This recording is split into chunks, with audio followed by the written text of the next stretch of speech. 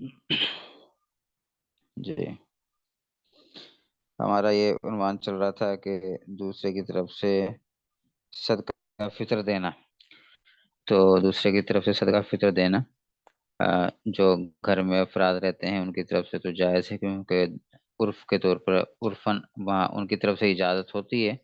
लेकिन जो लोग एक घर में नहीं रहते उनकी तरफ से सदका फितर अदा करने के लिए इजाज़त लेना ज़रूरी है, क्योंकि आमतौर पे उन लोगों की तरफ से इजाज़त नहीं होती और उन्हें पता भी नहीं होता कि हमारी तरफ से सदका फ़ित्र अदा किया जा रहा है। लिहाज़ा अगर आप किसी दूसरे की तरफ से अदा करना चाह रहे हैं, तो उनको बता दिया जाए कि मैं आपका सदका फ़ित्र अदा कर रहा हूँ। हमारे पास अगला उन्वान है, बैरून मुल्क में रहने वाले अफ़राद सदका फ़ित्र किस तरह दें? ये एक अहम मसला है और अक्सर लोग पूछते रहते हैं कि भई हम बाहर रहते हैं और हमारे बच्चे पाकिस्तान में हैं, या बच्चे बाहर हैं और खुद पाकिस्तान में हैं, तो किस एतबार से हमें सदका फ़ित्र अदा करना चाहिए? तो हम खुद अपने हिसाब से सदका फ़ित्र दें कि हम बाहर रहते हैं और उसी से जो रेट वहाँ चल रहा है उसी हिसाब से हम अपने बच्चों का भी दें, या हम अपना सदका फ़ित्र तो यहाँ के हिसाब से दें जहाँ वो रहते हैं और बच्चों का वहाँ के हिसाब से दें जहाँ वो बच्चे रहते हैं। तो ये एक अहम मसला है और बहुत से लोग अ, इसके बारे में सवालात करते रहते हैं।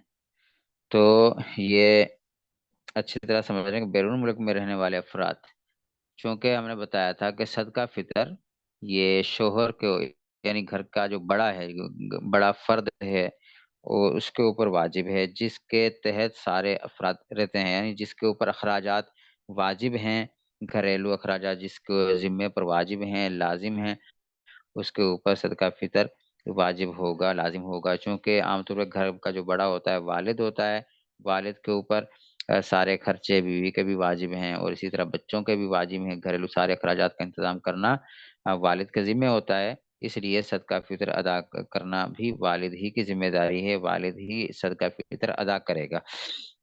अब वालिद जहाँ भी रहेगा तो उसको उसी हिसाब से, क्योंकि असल मालिक जो है, जहाँ असल मालिक होगा, वहाँ के हिसाब से सदका फ़ितर आएगा। अगर आप दुबई में रहते हैं, तो आपके ऊपर सदका फ़ितर आएगा दुबई के लिहाज से। लेकिन ये उसमें ये शर्त है कि चूँकि हमने अभी उन्वान पर पिछली नशिस्त में ये बात ज़िक्र की कि सदका फ़ितर में क्या-क्या चीज़ें दे सकते हैं। तो ब शरीयत ने बुनियादी तौर पे 4 चीज़ें हमारे ऊपर लाज़िम की हैं कि गंदुम के ज़रिए से दें, जौ के ज़रिए से दें, खजूर के ज़रिए से दें और इसी तरह किशमिश के ज़रिए से दें। तो अगर कोई शख़्स दुबई में रहता है, इन 4 चीज़ों में से कोई एक चीज़ अदा करना चाह रहा है, फिर तो उसके लिए हुँ।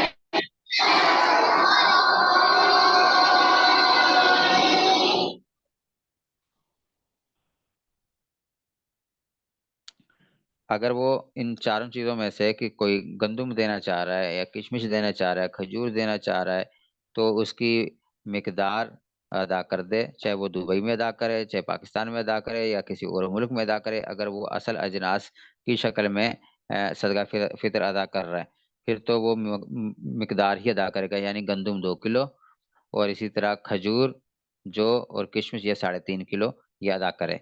लेकिन अगर पैसों के हिसाब से अदा करना चाह रहा है, तो पैसों की सूरत में ये देखा जाएगा जहाँ वालिद खुद मौजूद है, उस मुल्क का हिसाब होगा, एतबार होगा। अगर वालिद दुबई में है, तो दुबई में जो यानी सदका फ़ितर की कीमत चल रही है, तो उसी का एतबार होगा और अपने बच्चों का भी उसी कीमत के हिसाब से सदका फ़ितर अदा करेगा। अलबत्ता वो फिर सदका फ़ितर की अदायगी चाहे दुबई में कर दे, चाहे पाकिस्तान में करे या किसी और मुल्क में करे, वो एक अलग बात है। लेकिन उसके ऊपर जो कीमत वाजिब होगी, उस मिकदार की होगी, उस रकम की होगी जो कि उस मुल्क में चल रही है। मसलन हमारे पाकिस्तान में गंदुम जो चल रही है ₹300 चल रही है, ठीक है? और इसी तरह अरब में या दुबई में या अमेरिका वगैरह में ये गंदुम जो है ये $100 की चल रही है। अब देखें अगर $100 की चल रही है वहाँ पर और पाकिस्तान में सिर्फ़ ₹300 हैं, तो अगर $100 को पाकिस्तानी करेंसी में तब्दील करेंगे तो जाहिर सी बात है ये 3-4 हज़ार बन जाते हैं, 5 हज़ार बन जाते हैं। इसलिए लेकिन चूंकि जो आदमी जहाँ रहेगा उसी हिसाब से सदका फितर इसके ऊपर लाजिम होगा, तो उसी के वही उसी मुल्क के एतबार से सदका फितर अदा करेगा, अपना भी और अपने बच्चों का भी। अलबत्ता इसमें एक और राय ये भी है कि सदका फितर जहां आपने देना है उस मुल्क का एतबार है। मसलन अगर आप पाकिस्तान में सदका फितर देना चाह रहे हैं तो कम अज कम आप पाकिस्तान में जिस इलाके में तकसीम करना चाह रहे हैं उस इलाके में इतना इतने पैसे कम से कम दें कि अगर वहाँ के लोग उस मिकदार के में गंदुम खरीदना चाह रहे हैं, तो मसलन अगर आप 2 किलो गंदुम की कीमत देना चाह रहे हैं और तो इतनी कीमत आप दूसरे इलाके में दें कि वहाँ के लोग उस कीमत में 2 किलो गंदुम खरीद लें। अब ऐसा नहीं आप पैसे तो भेज दिए, आप सदका फितर अदा कर रहे हैं किशमिश का, और आप किशमिश का जो रेट चल रहा है वो तकरीबन $2500 चल रहा है, और आप $2000 भेज रहे हैं, तो $2000 में तो किशमिश नहीं आएगी, वो तो $2500 में आएगी। तो कम से कम आपको $2500 भेजने चाहिए, $2000 ना भेजें। मतलब जैसे हमारे यहाँ पाकिस्तान में बहुत से लोग यूं करते हैं कि बांग्लादेश में उनके अजीज रहते हैं, रिश्तेदार रहते हैं, या बर्मा में रहते हैं, या कश्मीर वगैरह में इस किस्म के रहते हैं, वो यहाँ से सदका फितर अदा करना चाहते हैं। और हालांकि देखा जाए कि यहाँ की जो हमारी पाकिस्तानी करेंसी है तो वो कम है, और बांग्लादेश की करेंसी थोड़ी ज़्यादा है। तो अब ऐसा नहीं होगा कि आप जो आपके ऊपर सदका फितर यहाँ पर वाजिब हुआ है वही आप वहाँ भेजेंगे, बल्कि अगर आप अपना सदका फितर बांग्लादेश में भेजना चाह रहे हैं तो ऐसी सूरत में बांग्लादेश में जो 2 किलो गंदम की कीमत चल रही है तो वो आप अदा करेंगे। मसलन पाकिस्तान में $300, वहां पर 400 चल रही, तो आप बांग्लादेश में भेजने के लिए $400 अदा करेंगे। तो बहरहाल ये दो राय हैं। तो अगर जो भी बेहतर हो, आपकी जो जैसी हैसियत है, अगर आप थोड़ा दरमियाने दर्जे की हैसियत रखते हैं, आप मालदार हैं, अच्छी हैसियत रखते हैं, तो ऐसी सूरत में आप अपने मुल्क के हिसाब से, यानी जहां आप रह रहे हैं वहां के हिसाब से सदका फितर अदा करें, या अगर जिस मुल्क में आप देना चाह रहे हैं तो उस मुल्क के हिसाब से आप सदका फितर अदा करें, ताकि वहाँ के गरीबों की ज़रूरत जो है पूरी हो जाए। उम्मीद है ये एक अहम मसला आपको समझ में आ गया होगा। अगर इसके बारे में कोई बात समझ में ना आए तो पर्सनल में और ग्रुप में मैसेज करके पूछ लिया जाए। तो खुलासा इस मसले का दोबारा सुन लें, वो ये है कि चूंकि सदका फितर से गरीबों की ज़रूरत पूरी करनी है, लिहाजा अगर आप किसी दूसरे मुल्क में रहते हैं और असल अजनास के ज़रिए से आप सदका फितर अदा कर रहे हैं, तो 2 किलो गंदुम दे दें या 3.5 किलो जो खजूर किशमिश अदा कर दें। लेकिन अगर उसकी कीमत अदा करना चाह रहे हैं तो जिस इलाके में वो कीमत आप भेजेंगे कम से कम इतनी कीमत हो कि अगर वही अजनास वहाँ वो खरीदना चाहें तो आप उस सदका फितर उस कीमत से, उस रकम से वो अजनास खरीद लें। तो ये उम्मीद है ये बात खुलासा आपको समझ में आ गया होगा। अगला उन्वान हमारे पास है फितराना सदका फितर दूसरे इलाके में भेजना। दूसरे इलाके में भेजना जैसा कि करते हैं आमतौर पर पाकिस्तान में बहुत से लोग हैं जिनके रिश्तेदार किसी दूसरे मुल्क में हैं, वो कहते हैं हम अपने रिश्तेदारों को दूसरे मुल्क में भेज दें। और इसी तरह दूसरे मुल्क में बैरून मुल्क के रहने वाले अफराद पाकिस्तान में अपने रिश्तेदारों को भेजते हैं।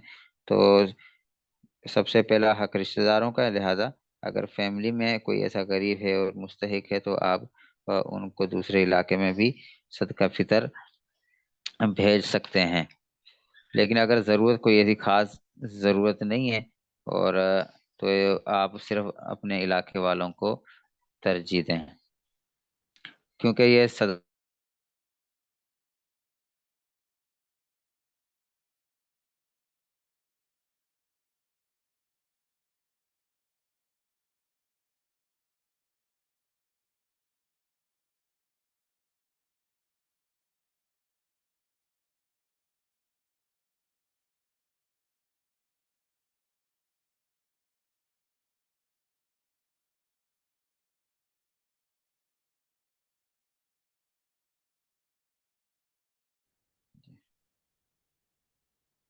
जी जी भाई, हमारा ये अगला अनुमान ये चल रहा है कि फितराना दूसरे इलाके में भेजना। तो चूंकि सदका फितर में असल जरूरतमंद की जरूरतें पूरी करना है, और हदीस पाक में आया जो शख्स अपने रिश्तेदारों की किफालत करता है, जरूरत पूरी करता है, तो उसे दुगना अजर मिलता है, एक रिश्तेदारी का और दूसरा उसके करीब होने का। लिहाजा अगर कोई शख्स किसी शख्स के रिश्तेदार बाहर दूसरे किसी मुल्क में या दूसरे इलाके में रहते हैं, तो उनकी किफालत के लिए अगर कोई शख्स उन्हें ज़कात या फितराना अदा करना चाहे तो करना जायज़ है। उस इसके लिए उसे दुगना अजर और सवाब मिलेगा। अलबत्ता अगर किसी शख्स के अफराद वहाँ पर दूसरे इलाके में नहीं है, बल्कि यहीं पाकिस्तान के अंदर ही है या अपने इलाके में है, तो बेहतर यही है कि वो अपने इलाके ही में सदका फितर अदा करे, किसी दूसरी जगह ना भेजे।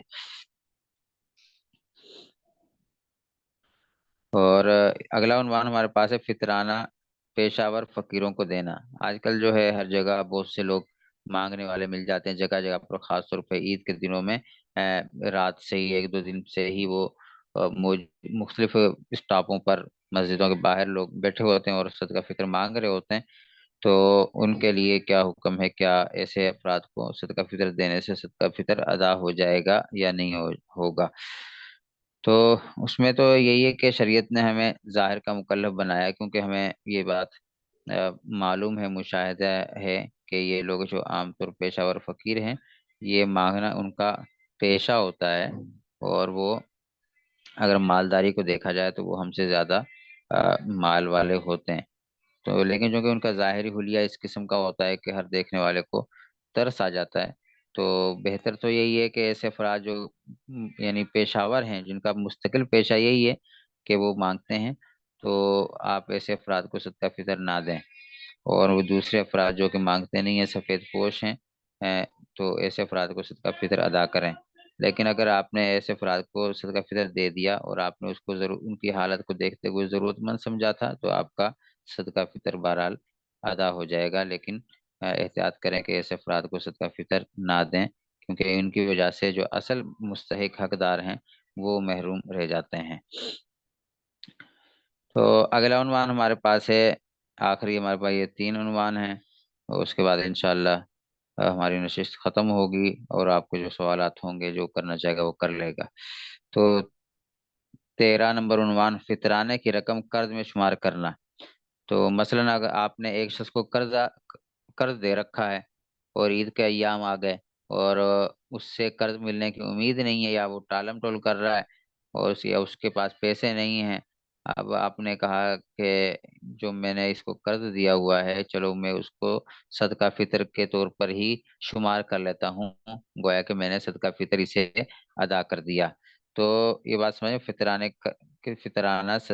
कर्ज की रकम में शुमार करना ये दुरुस्त नहीं है, इससे आपका कर्ज अदा नहीं होगा, फिर सदका फितर अदा नहीं होगा। अलबत्ता आप यूं कर सकते हैं कि जो आपकी सदका फितर की जो रकम होती है वो आप इस शख्स को दे दें, और जब वो इसके ऊपर कब्जा कर ले तो आप उससे अपने कर्ज की रकम वापस लें।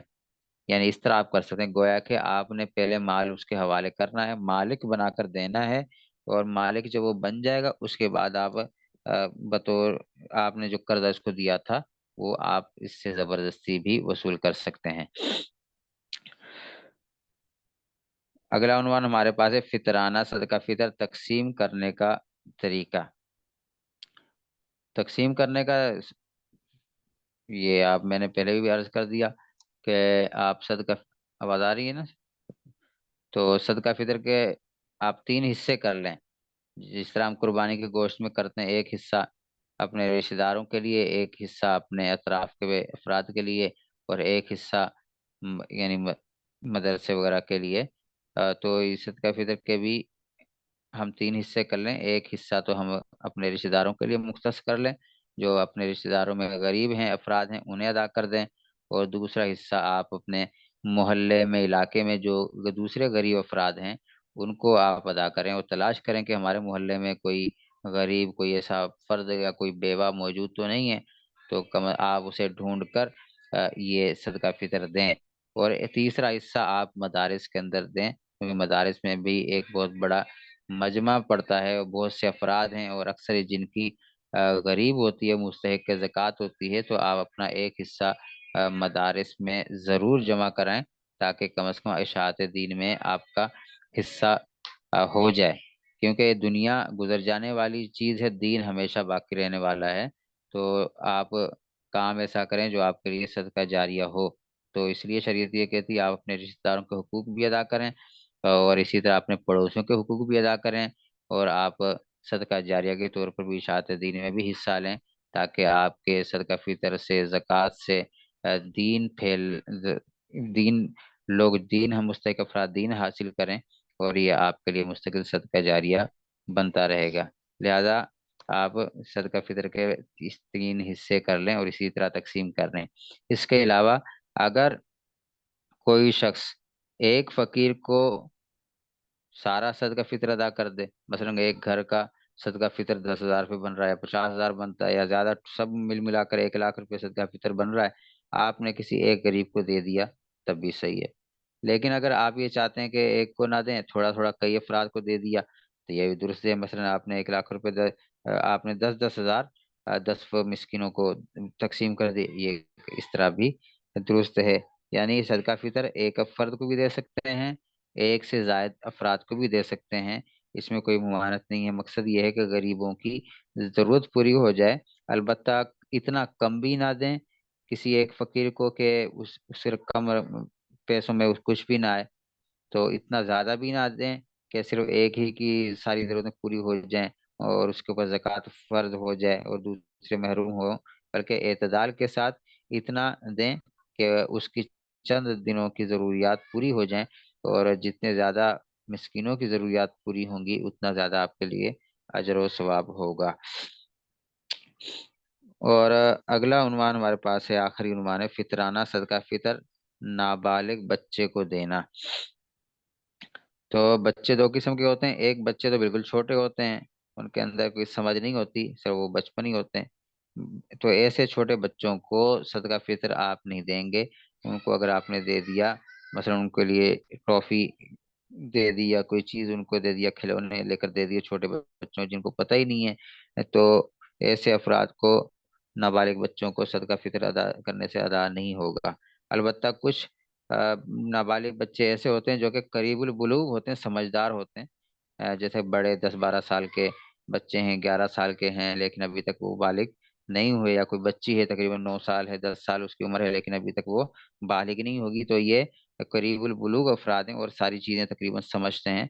तो अगर आपने सिर्फ फितराने की रकम ऐसे अफराद को दे दी तो आपका सदका फितर अदा हो जाएगा।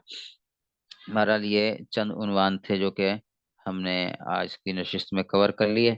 अभी अगली नशिस्त आपके सवालों के जवाब और हैं। हाँ, ये अभी तीन तीन उन्वान हमारे पास और बाकी हैं। तो ये कि 16 नंबर उन्वान है हमारे पास, गरीब आदमी फितराना दे सकता है या नहीं दे सकता। क्योंकि हमने बताया कि सदका फितर एक माली इबादत है, तो लिहाजा जिसके पास माल होगा वही ये सदका फितर अदा करेगा। जिसका निसाब शुरू में जिक्र हो चुका कि जिसकी मिल्कियत में 52.5 तोला चांदी के बराबर कीमत हो, या इस कीमत के बराबर जरूरियात से जायद कोई फालतू सामान घर में मौजूद हो, या दुकान में कोई फालतू सामान ऐसा मौजूद हो जिसकी रकम मिल मिला के 52.5 तोला चांदी बन जाती है, तो उसके ऊपर ज़कात ये सदका फितर वाजिब होगा। लेकिन अगर कोई शख्स गरीब है और उसके मिल्कियत में कुछ है ही नहीं, वो क्या सदका, वो तो खुद सदका फितर लेने वाला है, तो वो क्या करे? तो ऐसी सूरत में ये है कि उसके ऊपर सदका फितर वाजिब नहीं है। अलबत्ता अगर वो कोई अपनी तरफ से अदा कर नफली तौर पर अदा करना चाहे तो वो सदका फितर अदा हो जाएगा। और हदीस पाक में आया, जो शख्स गरीब आदमी, हदीस पाक में आया है कि गरीब आदमी जिसके ऊपर सदका फितर वाजिब नहीं है, अगर अल्लाह की रजा के लिए सदका फितर अदा करेगा तो अल्लाह रब्बुल इज्जत उससे ज्यादा यानी दुगना उसे अता करेगा। तो गरीबों के लिए भी ये फजीलत है। यानी गरीबों, हमारे मुआशरे में दो किस्म के गरीब हैं। एक वो है जो बिल्कुल ही मोहताज हैं, बेवा है, न कमा सकती है, और यतीम बच्चे हैं, न वो कमाने के काबिल हैं। तो ऐसी सूरत में ऐसे अफराद तो अपना सदका फितर अदा ना करें।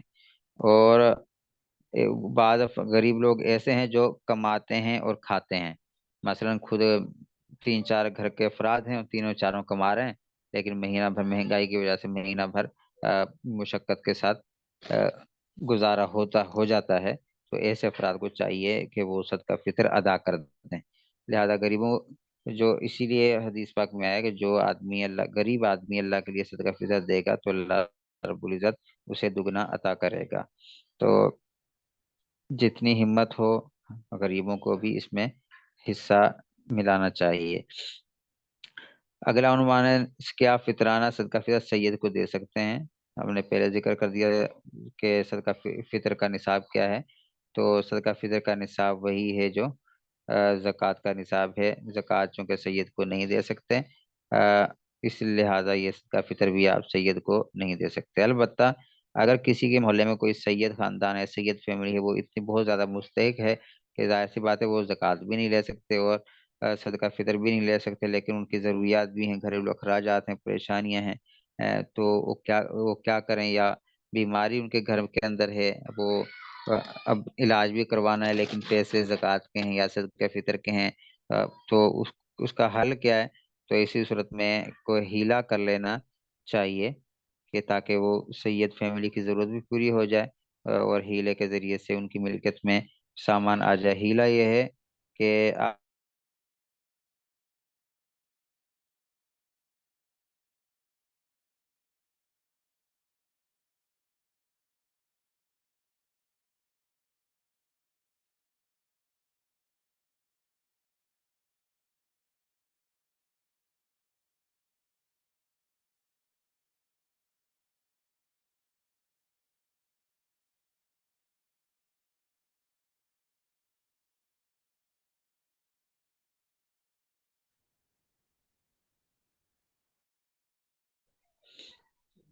जी, तो ये आखिरी अनुमान हमारे पास है, रोजा रखने वाले अफराद फितराना दे सकते हैं या नहीं दे सकते। तो ये भी जरूरी है समझना ये बात की, बहुत से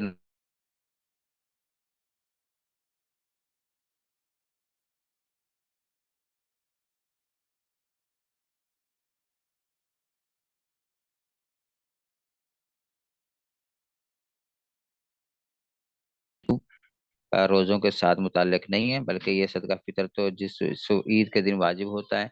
लिहाजा जिस जिस जो भी शख्स ईद के दिन जिंदा होगा उसके ऊपर सदका फितर अ, वाजिब हो जाएगा। लिहाजा जिस आदमी ने अगर सदका फितर नहीं रखा, ये रोजे नहीं रखे, तो चूंकि उसे ईद का दिन तो मिल चुका है, लिहाजा वो ईद उल फितर के दिन रोजा ईद उल फितर के दिन सदका फितर अदा करेगा। रोजा ना रखने की वजह से ये नहीं होगा कि वो सदका फितर भी अदा न करे। रोजे ना रखने का गुनाह तो एक अलग है, और उसके साथ साथ फिर सदका फितर अदा ना करने का गुनाह भी इसके जिम्मे हो जाएगा। क्योंकि सदका फितर का ताल्लुक रोजों से नहीं है बल्कि ईद उल फितर से है। लिहाजा जो भी बालिग आदमी ईद उल फितर के दिन मौजूद होगा, तो उसके ऊपर सदका फितर भी वाजिब हो जाएगा। उसे अपनी तरफ से भी सदका देना है और अपने बच्चों की तरफ से भी सदका देना है और अपने बीवी की तरफ से भी सदका, यानी सदका फितर अदा करना उसके ऊपर लाजमी और ज़रूरी होगा। तो अल्हम्दुलिल्लाह ये सदका फितर के हवाले से हमारे 18 उन्वानात थे जो कि हमने इसका यहाँ पर कवर कर लिए। अब आगे है, अगर कोई अ, अपना सवाल पूछना चाहे तो वो पूछ सकता है। लेकिन अब हम अपनी नशिश को यहाँ पर ख़त्म कर रहे हैं, कोई सवाल अभी तक आया नहीं है। लिहाजा फी अमानिल्लाह।